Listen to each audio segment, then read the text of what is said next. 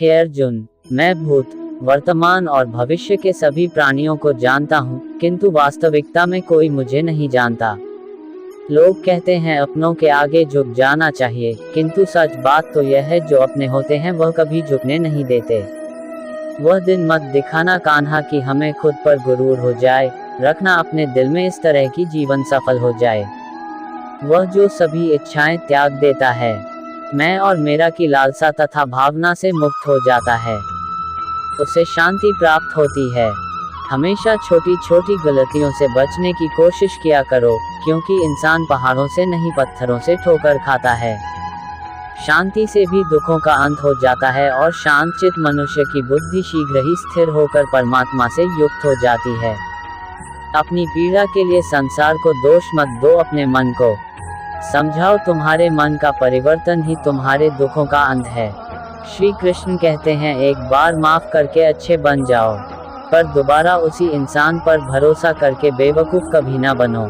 इच्छा पूरी नहीं होती तो क्रोध बढ़ता है, और इच्छा पूरी होती है तो लोभ बढ़ता है। इसलिए जीवन की हर स्थिति में धैर्य बनाए रखना। जो हुआ अच्छा हुआ, जो होगा अच्छा होगा। स्वयं को मुझ पर छोड़ दो, अपने कर्म पर ध्यान दो। कर्म ऐसा जो स्वार्थरहित पापरहित हो।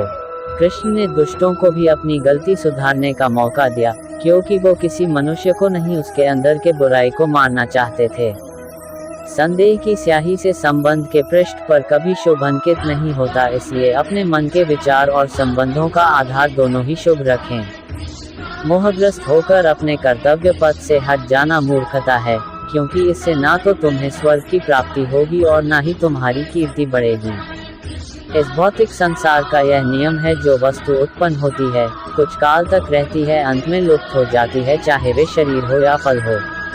यदि कोई व्यक्ति प्रेम से, भक्ति से पुष्प, फल, जल भी मुझ पर चढ़ा दे तो उसी भाव से उसे स्वीकार करता हूँ, वह मेरा प्रिय भक्त होता है।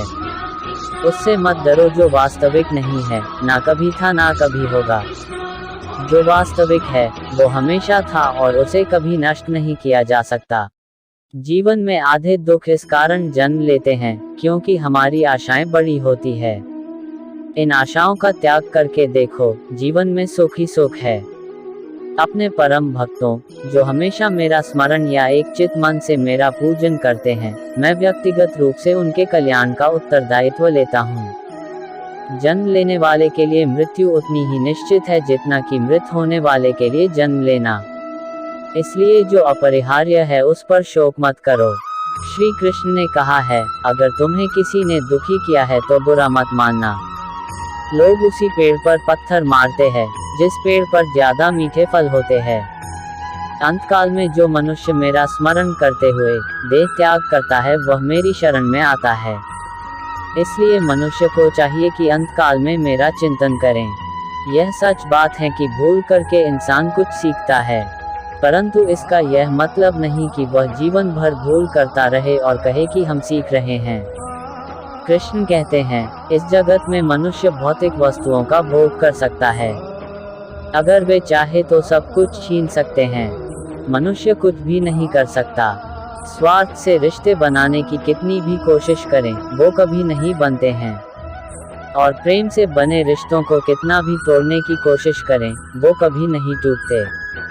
क्रोध से भ्रम पैदा होता है, भ्रम से बुद्धि व्यग्र होती है, जब बुद्धि व्यग्र होती है तब तर्क नष्ट हो जाता है, जब तर्क नष्ट होता है तब व्यक्ति का पतन हो जाता है। आत्मा न तो जन्म लेती है, न कभी मरती है और न ही इसे कभी जलाया जा सकता है, न ही पानी से गीला किया जा सकता है। आत्मा अमर और अविनाशी है।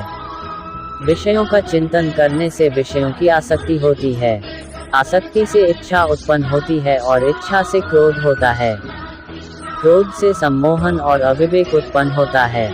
कृष्ण कहते हैं, जैसे प्राणी अपने पुराने कपड़ों उतार कर फेंक देता है, नए को धारण करता है, उसी प्रकार यह आत्मा पुराने शरीर से त्याग करके नया शरीर प्राप्त करती है। तुम उसके लिए शोक करते हो जो शोक करने के योग्य नहीं है, और फिर भी ज्ञान की बातें करते हो। बुद्धिमान व्यक्ति ना जीवित और ना ही मृत व्यक्ति के लिए शोक करते हैं। मन की गतिविधियों, होश, श्वास और भावनाओं के माध्यम से भगवान की शक्ति सदा तुम्हारे साथ है और लगातार तुम्हें बस एक साधन की तरह प्रयोग कर सभी कार्य कर रही है। हर किसी के अंदर अपनी ताकत और अपनी कमजोरी होती है। मछली जंगल में नहीं दौड़ सकती और शेर पानी में राजा नहीं बन सकता, इसलिए अहमियत सभी को देनी चाहिए। धर्म युद्ध में कोई भी व्यक्ति निष्पक्ष नहीं रह सकता है। धर्म युद्ध में जो व्यक्ति धर्म के साथ नहीं खड़ा है, इसका मतलब है वह अधर्म का साथ दे रहा है, वह अधर्म के साथ खड़ा है। राधे राधे।